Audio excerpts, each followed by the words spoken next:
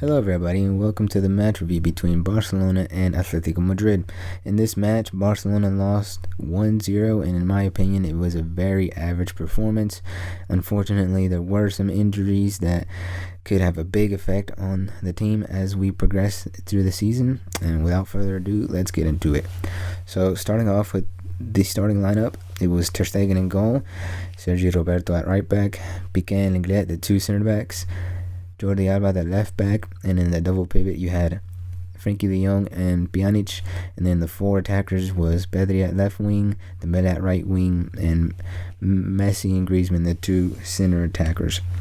So in the beginning of the game, like many games in the past few seasons, I feel like Barca start off well, honestly. Like the first 5 to 10 minutes, they start very quick, but they lose intensity very fast after those first 10 minutes, and they never quite recover it. For example, in the second minute, there was a cross from Dembele to Griezmann, who just managed to get a touch on it, but Oblak saves it. And right after that, Ter Stegen had to save a shot from Saul from outside of the box after a good build-up play from Atletico. This was a very good game in the first half. It was very back and forth, very entertaining stuff. And in the 11th minute, Llorente had a shot that hit the post. Atletico were very good at building play. So in the 14th minute, there was a very good play that started with Messi dribbling, who shot a long pass to Dembele. Dembele dribbled a bit, and he could have crossed it to Griezmann for the goal, but he was blocked. But had he gotten that cross off, it would have been an almost guaranteed goal because Griezmann was right in front of the goal. But honestly, I feel like a huge problem in this match was that there was no real connection between the forwards and midfield. There wasn't a person in midfield who was connecting the midfield and the forward line. Like Pedri was playing in the left wing, Coutinho was on the bench, and Messi was not very involved in this game. So there was nobody who took up that center attacking mid role that connected the midfield and the attacking forwards. So overall in the first half, apart from those 5 minutes of intensity, there was not really much from Barcelona. It was Atletico dominating the whole first half. After that, there was the Atletico goal, which happens when Piqué comes out to get the ball, but he misses it very badly. And when Piqué comes out and misses it very badly, Ter Stegen comes out and also misses very badly. And I'm not really sure why Ter Stegen felt the need to come out. Like, he could have just stayed in goal and Lenglet could have been there. Like, Lenglet was still in front of Ter Stegen to protect him. And even if Carrasco got past Lenglet, Ter Stegen still would have had a chance to save it. But Ter Stegen comes out and just does not time the ball well at all. So all Carrasco has to do is take Ter Stegen on and shoot it into an empty net. And honestly, Carrasco is a very underrated player in my opinion. Every time he plays against Barca, he has a very good match. He's a very hard-working player and a very talented player. But that was the last action of the first half. So in the beginning of the second half, there wasn't very many occasions that could have led to a goal. But 10 minutes in the 56th minute, there was a cross from Messi to Lenglet, who heads the ball very well, but unfortunately it was directly at the keeper, directly at Oblak, and he's never gonna let that one slip. But the action right after that is where Piqué unfortunately gets injured. There's a play where Jordi Alba tries to tackle Correa, who's dribbling into the box, and when he does that, Correa falls onto the knee of Piqué, who bends it in a very bad way, and fortunately, he was still able to walk. He was still able to walk off the pitch when he was injured. And, like, when you fall on someone's knee like that, he could have broken his leg or just broken his knee or something like that. Like, it could have been a way worse injury. So, fortunately for Piqué, it wasn't as bad as it could have been, but it did look bad because Piqué was just... You could see he was upset. You could see he was in pain, and he's not really one who gets injured easily. He's usually one to tough it out when he gets injured, you know. But when he gets injured bad to where he doesn't play, you know it's a bad injury. So after Piqué got injured, it was Serginho Dest who replaced him, and that meant that Frenkie de Jong had to be pushed back to center back alongside Lenglet, and it was Sergi Roberto and Pjanic who was the two double pivots. this would have been a very good opportunity to play either Ricky Puig or Carles Alenya. I mean, Sergio Roberto played the 2 games for Spain. He's tired. I feel like it would have been a good opportunity to give either Ricky Puig or Alenya some minutes to play alongside Pjanic, but unfortunately that didn't happen. And also Coutinho came on and he was replacing Pedri, who at that point, up until that point, he wasn't really having the best of matches, but at that point he was starting to get more involved. So it was really confusing to me to see why Koeman decided to take off Pedri and not Griezmann, who was not involved at all, because of course he's not going to take off Messi, and Dembele at that point had been the most involved forward. Coutinho came on and played in that left wing role, which we all know is not his best role. He didn't get very involved. He didn't really have much. It's understandable because he just came back from injury, and this is a huge game, but Coutinho just does not work at left wing. A major highlight and a major takeaway that people were going to take from this game is a moment. It was in about the 75th minute. Messi is dribbling the ball, and he looks up to look for somebody to pass it to, but he doesn't see anybody, so he opens his arm in frustration.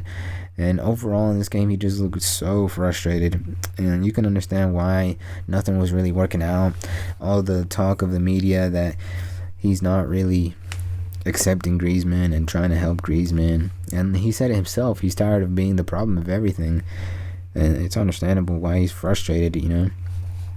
I mean, you can just see Messi's not himself. He doesn't look motivated, he doesn't look hungry, and I really hope that this problem gets solved soon, because it not only affects Messi but the rest of the team. I mean, you gotta think about how this makes the other players feel when their captain is frustrated, when their captain looks like he's giving up, you know. He's the guy they look to for motivation, and I'm not saying you have to scream your head off to be a good captain, but when you see your captain frustrated, when you see him just down and not even motivated, you know, that kind of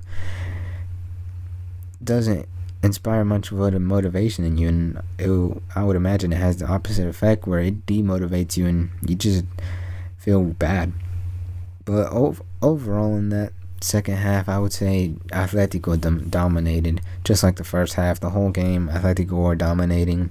I think that Barcelona were very lucky not to get more than 1 goal scored on, because honestly, had Atletico taken advantage of their shots, I feel like they could have scored 3 or 4 goals today, because they had some good shots and chances, but I just felt like they could have been more effective in front of goal. But luckily for us, they weren't, which meant we only lost by 1. And in the 81st minute, there was a good play where Messi cuts in from the right. He starts off on the right-hand side. He cuts in, and he passes the ball to Griezmann, who gets a good header in, but Oblak saves it. I feel like it was very hard to score on Atletico, not only because of Oblak, but just their defense. They're one of the most defensively structured teams in the whole league. They've only had 2 goals conceded this whole season, which really shows you how good they are in defense. And right after that was Griezmann's last play, because Braithwaite and Tricao came on for Griezmann and Pjanic, and this was a substitution that confused me. I don't understand why Koeman decided to take out Pjanic, because that meant that Coutinho and Sergio Roberto made up the 2 double pivots, which really put us in a defensively vulnerable spot. I don't like how Koeman does this, where we'll be losing and it'll get to the 80th minute and he just goes out all attack.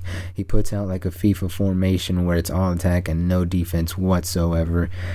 Like, anytime that Atletico had a chance to counterattack, it looked dangerous because we had no defensive structure, with Coutinho and Roberto being the 2 double pivots.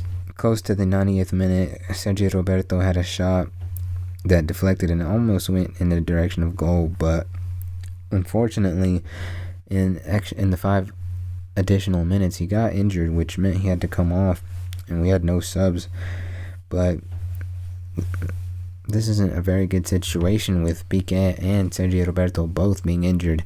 I mean, you have Busquets out injured, you have Piqué out injured, you have Sergio Roberto out injured. You have Umtiti injured. You have Araujo injured. Koeman is really going to have to be careful with the people he plays and the amount of rest he gives everybody to make sure everybody's in peak condition to play every game, because we have important games coming on, and there is no FIFA break until about March. So every week until March, we'll be playing at least 2 games, one in the weekend and one in midweek. So Koeman's going to have to be very careful with how he handles rest. But overall, like I said, I just felt like this was a very average performance. I felt like Barca were very predictable. They didn't look hungry to score, and it just looked very average. It looked like an average game from Barcelona from the past 2-3 seasons, where it's all static. It's just passing back and forth for the sake of passing, for the sake of making time go by, and there's no real penetration. There's no rush to score. There was frustration, not really knowing what to do. But I feel like, although it was an average performance, at least it wasn't absolutely terrible. I feel like it could have been a lot worse, but that may have to do with the fact that Atletico weren't as clinical as they could have been, and they didn't take their chances, because if they take their chances, it could have been, like I said, 4-0 maybe, and then at that point we would have been saying that Barcelona did have a bad game.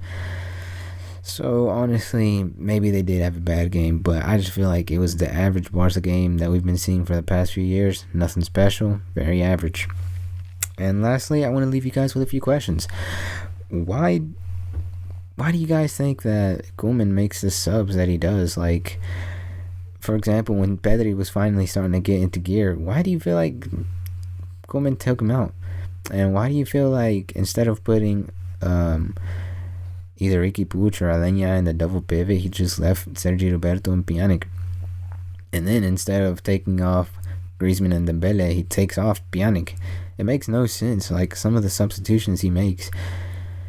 However, trying to end on a positive note, I feel like there's many things to be learned, and if we can improve on this performance and turn it around, then it will be for the better. But I just don't see that happening, because many times Barca lose and they just don't learn from it. They keep making the same mistakes. The coach keep making the same mistakes. The players keep doing the same thing. It's very repetitive, but hopefully Barcelona can turn it around. And our next match is going to be against Dynamo Kiev, which I feel like will be a good opportunity to turn it around and get some confidence going if we can score some goals in that game. Because in the Champions League, we've had a very good record. We've won all our games and scored quite a few goals and looked very good. So I hope in that game we can win and get some confidence going. But yeah, that's about it. Atletico beat Barcelona 1-0. And thank you guys for watching. I'll see you guys in the next one.